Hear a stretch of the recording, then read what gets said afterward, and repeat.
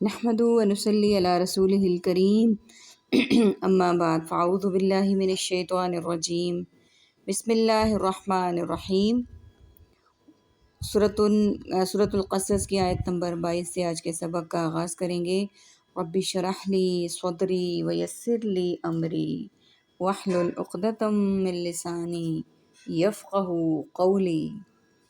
رب زدنی علما رب زدنی علما رب زدنی علما اللہم فقہنا فی الدین اللہم فقہنا فی الدین اللہم فقہنا فی الدین۔ اعوذ باللہ السمیع العلیم من الشیطان الرجیم من ہمزہ ونفخہ ونفثہ۔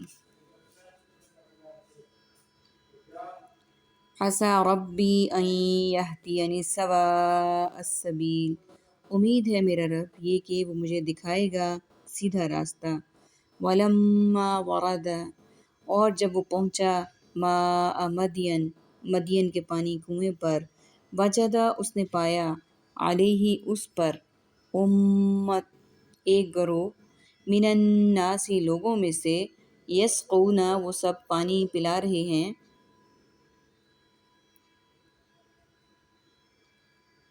آیت نمبر 22 میں عربک کے ورڈ دیکھ لیجئے۔ سب سے پہلے تلقا کی طرف، سواء سیدھا۔ اللہ سبحانہ وتعالیٰ فرما رہے ہیں آیت نمبر 22 میں، اور جب اس نے رخ کیا مدین کی طرف تو کہا میرا رب امید ہے کہ مجھے دکھائے گا سیدھا راستہ۔ اب یہاں پر دیکھیے واقعہ جاری ہے حضرت موسیٰ علیہ السلام کا۔ سب سے پہلے دیکھیے آیت نمبر 22 میں، چنانچہ اللہ نے ان کی یہ دعا قبول فرمائی اور ایسے سیدھے راستے کی طرف ان کی رہنمائی کی جس سے ان کی دنیا بھی سنور گئی اور آخرت بھی، یعنی وہ ہادی بھی بن گئے اور مہدی بھی، خود بھی ہدایت یافتہ اور دوسروں کو بھی ہدایت کا راستہ بتلانے والے۔ آیت نمبر 23، اور جب وہ پہنچا مدین کے پانی کنویں پر تو اس نے پایا اس پر لوگوں کو، ایک گروہ کو، کہ وہ پانی پلا رہے ہیں۔ اب یہاں پر دیکھیے، یعنی جب مدین پہنچے تو اس کے گھاٹ پر دیکھا کہ لوگوں کا ہجوم ہے جو اپنے جانوروں کو پانی پلا رہا ہے۔ مدین یہ قبیلے کا نام ہے جو کہ حضرت ابراہیم علیہ السلام کی اولاد سے تھا، جبکہ حضرت موسیٰ علیہ السلام حضرت یعقوب علیہ السلام کی نسل سے تھے جو حضرت ابراہیم علیہ السلام کے پوتے، حضرت اسحاق علیہ السلام کے بیٹے تھے۔ یوں اہل مدین اور موسیٰ علیہ السلام کے درمیان نسبی تعلق بھی تھا اور یہی حضرت شعیب علیہ السلام کا مسکن بھی تھا۔ اب آگے دیکھیے، دو عورتوں کو دیکھا۔ ابھی ہم اگلے ترجمے کو دیکھ لیں، پھر انشاءاللہ آگے چلتے ہیں، ساتھ ہی تفسیر کریں گے اس کی۔ وَوَجَدَ مِن دُونِهِمْ، تو اس نے پایا ان کے ایک طرف، امرأتانی دو عورتیں، تذودانی وہ دونوں روکے کھڑی تھیں۔ قال اس نے کہا، ما خطبکما کیا معاملہ ہے تم دونوں کا؟ قالتا ان دونوں نے کہا، لا نسقی نہیں ہم پانی پلاتی، حتیٰ یہاں تک کہ یصدر الرعاء وہ واپس لے جائیں چرواہے، وابونا اور ہمارا والد، شیخ کبیر بوڑھا بڑی عمر کا۔ فسقا تو اس نے پانی پلایا، لہما ان دونوں کے لیے، ثم تولا پھر وہ پیچھے ہٹے، الی الظل سائے کی طرف، فقال پس کہا، ربی اے میرے رب، انی بے شک میں، لما اس کا جو، انزلتا تو نے نازل کیا، الیہ میری طرف، من خیر فقیر بھلائی سے محتاج ہوں۔ فجاءتہ پھر آئی ان کے پاس، احداہما ان دونوں میں سے، تمشی چلتی ہوئی، علی استحیاء حیا کے ساتھ۔ سب سے پہلے ہم عربک کے ورڈز کو دیکھ لیتے ہیں۔ دونی ایک طرف، امرأتانی تذودان دو عورتوں کو وہ دونوں روکے کھڑی تھی ہیں، خطب معاملہ یصدر الریا چرواہے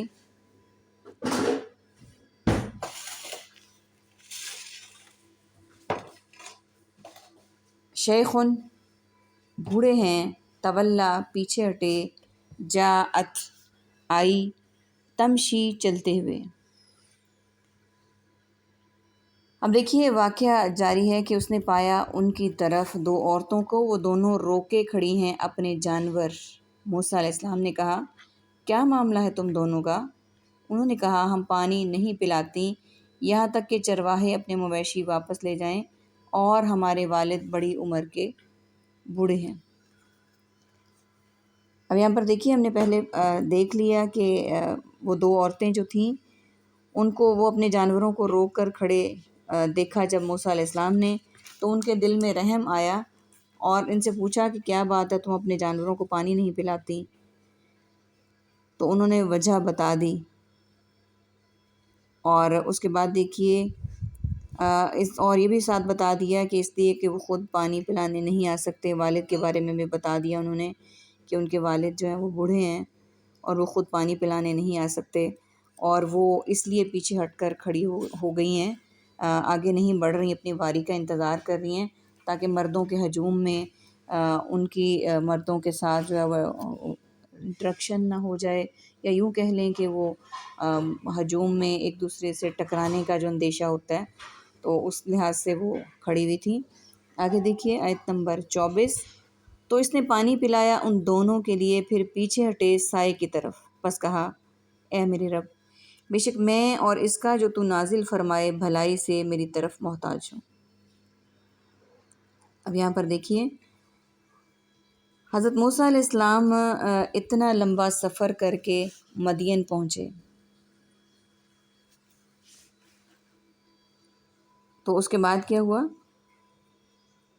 کھانے کے لیے ان کے پاس کچھ نہیں تھا، جبکہ سفر کی تکان اور بھوک سے نڈھال تھے۔ چنانچہ جانوروں کو پانی پلا کر ایک درخت کے سائے تلے آ کر دعا میں مصروف ہو گئے۔ خیر کئی چیزوں پر بولا جاتا ہے، کھانے پر، امور خیر اور عبادات پر، قوت و طاقت پر اور مال پر۔ یہاں اس کا اطلاق کھانے پر ہوا ہے، یعنی میں اس وقت کھانے کا ضرورت مند ہوں یا محتاج ہوں۔ اب یہاں دیکھیے آیت نمبر 22 میں ایک چیز ہمارے سامنے اللہ سبحانہ و تعالیٰ نے فرما دی کہ ہمیں اپنا اللہ سبحانہ و تعالیٰ سے کوئی گول حاصل کرنا ہے، کوئی اچیومنٹ حاصل کرنی ہے، تو ہمیں اللہ تعالیٰ سے ہم اللہ تعالیٰ سے دعا کر سکتے ہیں اپنی اچیومنٹ کے لیے، اپنی دعائیں اس سے کر سکتے ہیں، جیسے کہ ربی ان یہدینی سواء السبیل آیت نمبر 22 کا جو اختتام ہے وہ اس دعا پر ہوتا ہے کہ ہم اپنا کوئی بھی گول اچیو کرنا چاہتے ہیں تو ہم اللہ سبحانہ تعالیٰ سے دعا کر سکتے ہیں، ربی ان یہدینی سواء السبیل، میرا رب مجھے سیدھی راہ لے چلے گا۔ اور اسی طرح سے ایک دعا ہمیں اللہ سبحانہ تعالیٰ نے آیت نمبر 24 میں بھی سکھائی ہے کہ جب انسان بہت ہی بیچارگی کی حالت میں ہو، کوئی امید نظر نہ آ رہی ہو اور انسان بے بس ہو جائے، تو اللہ سبحانہ تعالیٰ سے دعا کرے رب انی لما انزلت الی من خیر فقیر، اے میرے پروردگار تو جو کچھ بھلائی میری طرف اتارے میں اس کا محتاج ہوں۔ اور یہاں پہ یہ دعا ہم نے سیکھی حضرت موسیٰ علیہ السلام کے طرز عمل سے کہ جب وہ بے بس تھے، کھانے پینے کے لیے کچھ نہیں تھا، سفر کی تکان تھی، بھوک سے نڈال تھے، تو انہوں نے اللہ سبحانہ و تعالیٰ سے اپنے لیے جو دعا کی، یہاں پر مراد ان کی جو دعا ہے وہ کھانے پینے کے مقصد کے لیے تھی،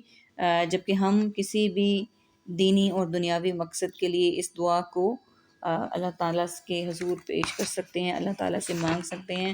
اللہ تعالیٰ کے آگے اپنی درخواست کو رکھ سکتے ہیں، کیونکہ اللہ ہی کی وہ ذات ہے جو اسباب بنانے والی ہے، جو ہمیں بے حساب عطا کرنے والی ہے۔ آیت نمبر 25، پھر آئی ان دونوں میں سے ایک لڑکی چلتی ہوئی حیا کے ساتھ، کہ ان میں سے ایک لڑکی جو ہے وہ حیا کے ساتھ چلتی ہوئی آئی حضرت موسیٰ علیہ السلام کے پاس۔ اور یہاں پر یہ دیکھیے کہ ہمیں ایک اور بات سیکھنے کو ملتی ہے کہ حیا عورت کا زیور ہے، اور حیا اللہ تعالیٰ کو پسند ہے، تبھی اللہ سبحانہ و تعالیٰ نے قرآن پاک میں جو چیزیں نازل کی ہیں اس میں ہمیں تمام چیزیں اور تمام باتیں سکھا دیں۔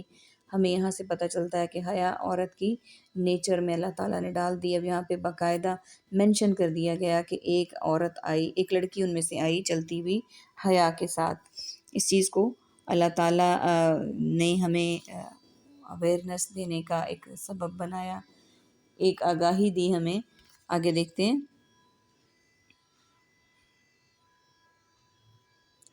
اب آنے کے بعد اس نے کیا کہا؟ قالت، اس نے کہا ان ابی یدعوک لیجزیک، بے شک میرے والد وہ بلاتے ہیں تجھے تاکہ وہ بدلہ دیں تجھے، اجر ما سقیت، مزدوری جو تو نے پانی پلایا، لنا ہمارے لیے، فلما تو جب، جاءہ وہ آیا اس کے پاس، وقص علیہ القصص اور اس نے بیان کیا اس پر اپنا قصہ، قال اس نے کہا لا تخف مت تو خوف کر، نجوت من القوم الظالمین تو نجات پا گیا سب ظالم لوگوں سے، قالت اس نے کہا احداہما ان دونوں میں سے ایک نے، یا ابت استاجرہ اے میرے ابا جان اجرت پر رکھ لیں اسے، ان خیر من استاجرتا بے شک بہترین جسے آپ اجرت پر رکھیں، القوی الامین طاقتور ایماندار امانت دار، قال اس نے کہا انی بے شک میں، اریدو میں چاہتا ہوں، ان کی حق کہ میں نکاح کر دوں تجھ سے۔ سب سے پہلے ہم دیکھ لیتے ہیں عربک کا ورڈ، اس پورے پیج پہ صرف ایک ہی استعمال ہوا ہے، جاء وہ آیا۔ اب دیکھیے آیت ہماری مکمل ہوتی ہے۔ اس نے کہا بے شک میرے والد،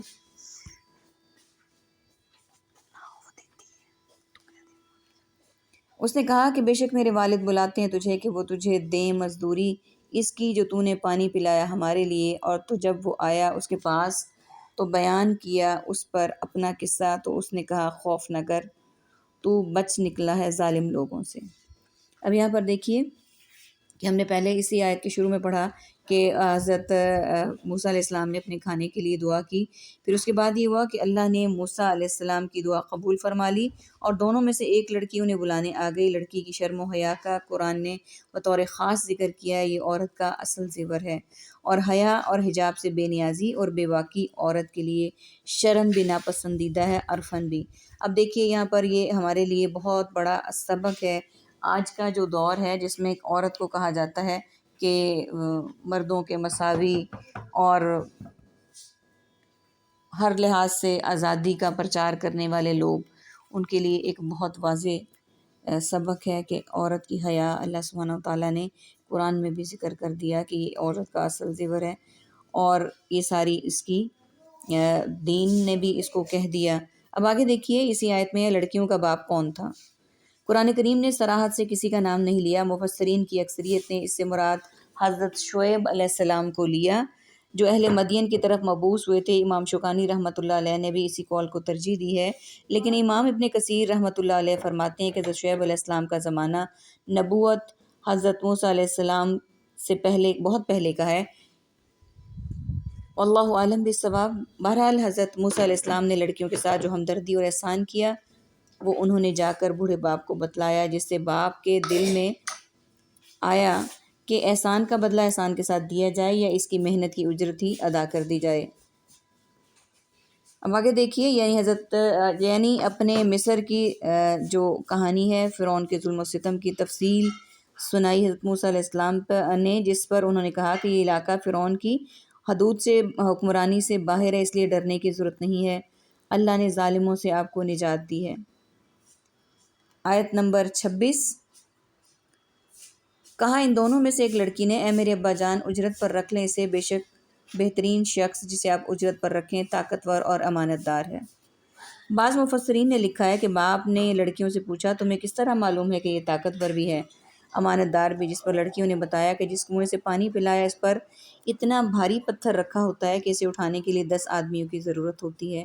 لیکن ہم نے دیکھا کہ اس شخص نے وہ پتھر اکیلے ہی اٹھا لیا اور پھر بعد میں رکھ دیا، اسی طرح جب میں اس کو بلا کر اپنے ساتھ لا رہی تھی تو چونکہ راستے کا علم مجھے ہی تھا، میں آگے آگے چل رہی تھی اور پیچھے پیچھے یہ چل رہے تھے، لیکن ہوا یہ کہ میری چادر اڑ جاتی تو اس شخص نے کہا کہ تو پیچھے چل، میں آگے آگے چلتا ہوں تاکہ میری نگاہ تیرے جسم کے کسی حصے پر نہ پڑے، راستے کی نشاندہی کے لیے پیچھے سے پتھر کنکری مار دیا کرنا۔ تو آگے دیکھیے اس کے بعد آیت نمبر ہمارے پاس 27۔ اس نے کہا بے شک میں چاہتا ہوں کہ میں نکاح کر دوں تجھے۔ اب اس بزرگ نے کہا، ان بچیوں کے جو والد تھے انہوں نے کہا کہ ہمارے علاقے میں کسی لڑکی والے کی طرف سے، اب یہاں پر دیکھیں والد نے خود اظہار کیا اس بات کا حضرت موسیٰ علیہ السلام سے کہ میں چاہتا ہوں کہ میں اپنی لڑکی کا، اپنی بیٹی کا نکاح کر دوں آپ سے۔ اب ہمارے علاقوں میں کیا ہوتا ہے، کسی لڑکے والے کی طرف سے نکاح کی خواہش کا اظہار معیوب سمجھا جاتا ہے، لیکن شریعت الہیہ میں یہ منع نہیں ہے۔ صفات محمودہ کا حامل لڑکا اگر مل جائے تو اس سے یا اس کے گھر والوں سے اپنی لڑکی کے لیے رشتے کی بات چیت کرنا برا نہیں ہے، بلکہ محمود اور پسندیدہ ہے۔ عہد رسالت مآب صلی اللہ علیہ وآلہ وسلم میں بھی صحابہ کرام رضوان اللہ علیہم اجمعین میں یہی طریقہ رائج تھا۔ آیت کا بقیہ حصہ دیکھ لیتے ہیں۔ احد ابنتی ہاتین، ایک کا اپنی ان دونوں بیٹیوں میں سے، علی ان تأجرنی، اس شرط پر کہ تو خدمت کرے میری، 8 حجج، 8 سال، فإن اتممت، پھر اگر تو پورے کرے، 10 10 سال،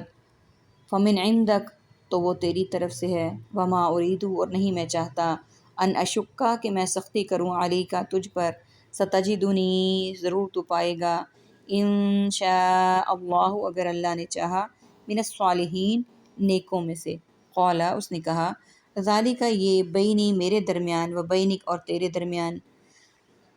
ایما الاجلین، جون سی دونوں مدتوں میں سے، قضیت، میں نے پوری کر دی،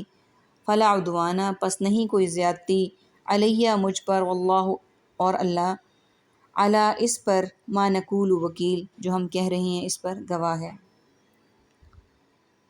اب یہ دیکھیے آیت نمبر 27 کا نیکسٹ پارٹ چل رہا ہے۔ وہ نکاح کی بات تھی کہ حضرت موسیٰ علیہ السلام سے دونوں بچیوں کے والد نے کہا کہ میں ایک کا نکاح کرنا چاہتا ہوں اپنی ان دونوں بیٹیوں میں سے، اس شرط پر کہ تو خدمت کرے میری 8 سال، پھر اگر تو پورے کرے 10 سال تو وہ تیری طرف سے ہے، اور نہیں میں چاہتا کہ میں سختی کروں تجھ پر، ضرور تو پائے گا مجھے اگر اللہ نے چاہا نیکوں میں سے۔ اب یہاں پر دیکھیے پہلی بات ہم کر چکے نکاح کے پیغام کی، اس کے بعد دیکھیے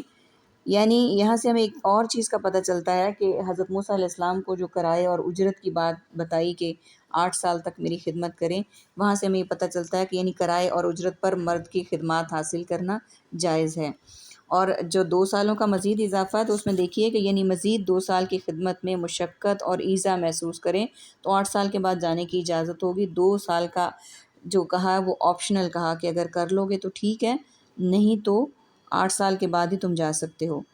یعنی نہ جھگڑا کروں گا، نہ اذیت پہنچاؤں گا، نہ سختی سے کام لوں گا، ساتھ یہ بھی ایک کمٹمنٹ کی۔ اور اس سے ہمیں ایک اور مورل لیسن ملتا ہے کہ ہمارے پاس جو کام کرنے والے ہیں، جو اس طرح کے لوگ ہیں، ان کے ساتھ ہم نہ جھگڑا کریں، نہ انہیں کسی طرح کی ذہنی اور جسمانی اذیت دیں، اور نہ ہی سختی سے کام لیں۔ آیت نمبر 28۔ موسیٰ علیہ السلام نے کہا، یہ معاہدہ ہے میرے درمیان اور تیرے درمیان، جون سی مدت دونوں مدتوں میں سے میں پوری کروں تو کوئی زیادتی نہیں ہوگی مجھ پر، اور اللہ اس پر جو ہم کہہ رہے ہیں گواہ ہے۔ اب یہاں دیکھیں کہ یعنی 8 سال کے بعد یا 10 سال کے بعد جانا چاہوں تو مجھ سے مزید رہنے کا مطالبہ نہ کیا جائے، یعنی انہوں نے اپنے حق کے بات کی۔ یہ بعض کے نزدیک شعیب یا برادر زادہ شعیب علیہ السلام کا قول ہے، اور بعض کے نزدیک حضرت موسیٰ علیہ السلام کا، ممکن ہے دونوں ہی کی طرف سے ہو، کیونکہ جمع کا صیغہ ہے، گویا دونوں نے اس معاملے میں اللہ کو گواہ ٹھہرایا، اور اس کے ساتھ ہی ان کی لڑکی اور موسیٰ علیہ السلام کے درمیان رشتہ ازدواج قائم ہو گیا۔ آج کا سبق ہمارا اتنا ہی۔ اللہ تعالیٰ سے دعا ہے کہ اللہ تعالیٰ نے ہمیں جو رولز اور ریگولیشنز، جو باتیں آج کے سبق میں قرآن کی روشنی میں سکھائیں، ہم اس پر عمل کرنے والے ہوں۔ آمین ثم آمین۔ وآخر دعوانا ان الحمد للہ رب العالمین۔ سبحانک اللہم وبحمدک، نشہد ان لا الہ الا انت، نستغفرک ونتوب الیک۔ السلام علیکم ورحمۃ اللہ وبرکاتہ۔